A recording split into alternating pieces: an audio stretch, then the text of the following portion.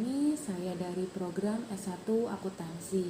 Di sini saya akan membawakan materi tentang peran akuntan di dalam auditing, yaitu mencakup 3 hal. Yang pertama kode etik akuntan, yang kedua penanggung jawab akuntan, dan yang ketiga laporan akuntan. Simak videonya ya. Materi yang pertama yaitu kode etik akuntan. Ada beberapa poin yang harus seorang akuntan ketahui, yaitu etik dalam profesi akuntan, 2. Etik profesional yang berlaku, dan yang ketiga, memahami persyaratan etik profesional. Etika profesi akuntansi adalah suatu ilmu yang membahas perilaku, perbuatan baik dan buruk manusia sejauh yang dapat dipahami oleh pikiran manusia terhadap pekerjaan yang membutuhkan pelatihan dan penugasan terhadap suatu pengetahuan khusus sebagai seorang akuntan. Kode etik ini merupakan kewajiban para akuntan untuk melaksanakan tanggung jawab profesionalnya kepada publik dan pemakai jasa akuntan dan rekan-rekan sebagai landasan dasar perilaku etik dan perilaku profesionalnya. Kode etik profesional yang berlaku terdiri dari 2 bagian. Yang pertama prinsip dasar etika, yang kedua akuntan profesional di bisnis. Prinsip dasar etika yaitu yang berisi prinsip dasar integritas, objektivitas, kompetensi dan kehati-hatian profesional, kerahasiaan dan perilaku profesional.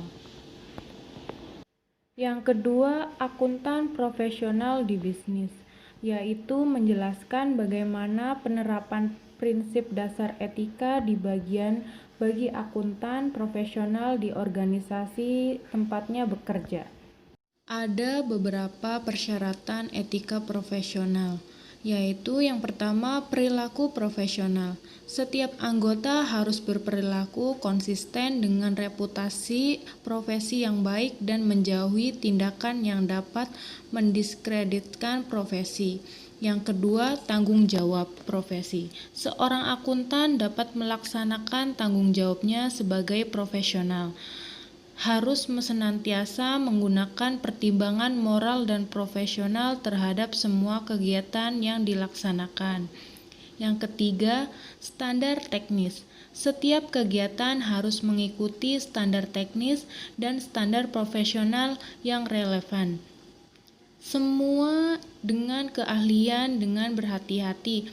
Akuntan berwajib untuk melaksanakan penugasan dari penerima jasa selama penugasan tersebut sejalan dengan prinsip integritas dan objektivitas.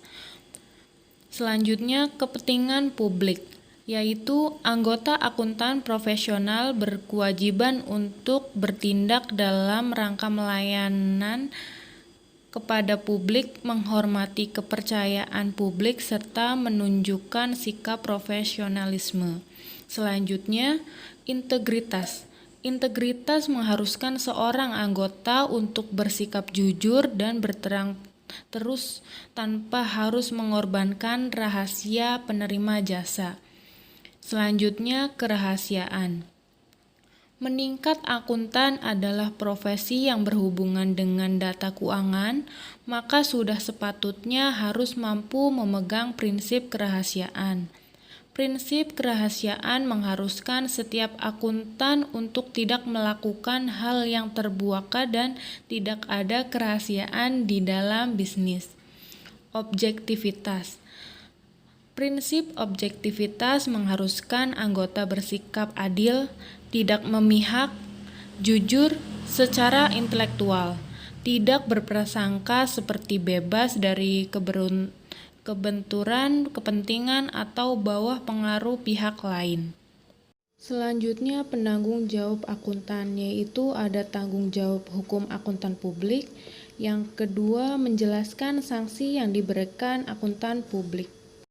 Akuntan publik bertanggung jawab untuk merencanakan dan melaksanakan audit untuk memperoleh keyakinan memadai dengan sifat bukti audit dan karakteristik kecurangan apakah laporan keuangan bebas dari salah saji material, baik yang disebabkan oleh kekeliruan atau kecurangan. Namun, bukan mutlak bahwa salah saji material berdeteksi. Yang kedua, menjelaskan sanksi yang diberikan akuntan publik. Saat ini pasalnya menyebutkan akuntan publik bisa dikenakan sanksi pidana jika terbukti lalai dalam menjalankan tugasnya dan terbukti terlibat tindak pidana. Selanjutnya yaitu laporan akuntan. Berikut penjelasannya. Laporan akuntan. Laporan audit yang dibuat merupakan pertanggungjawaban auditor yang harus dilakukan dalam bentuk pendapat atau opini terhadap kewajaran laporan keuangan yang diauditnya. Format laporan standar pada prinsip dengan 3 paragraf, yaitu pengantar, lingkup pemeriksaan, dan pendapat. Format tersebut dapat disesuaikan menjadi paragraf lain tetapi terkait dengan pemeriksaan. Pendapat tersebut menurut PSA 29 terdiri 5 pendapat. Auditor akan menyampaikan pendapat sesuai dengan hasil pemeriksaan yang akan disampaikan kepada entitas.